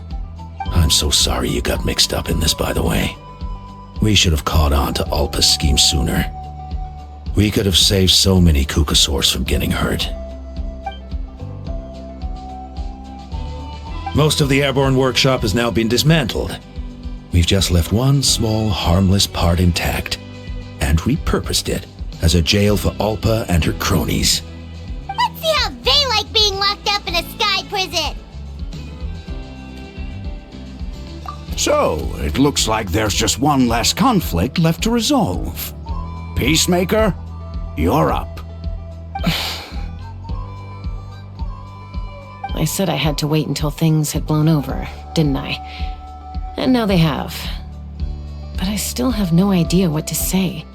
Koya, I just want to say, I'm sorry for how things went down back then.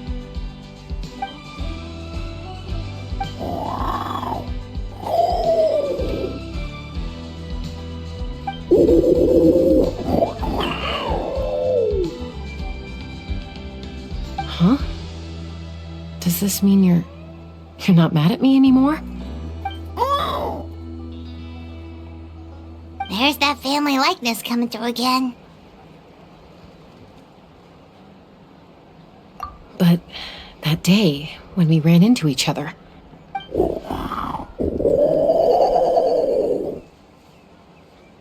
Huh?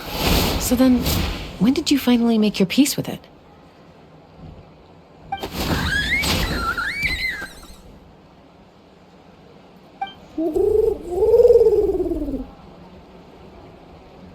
Oh, it's Chime and Chimpu! They're here too!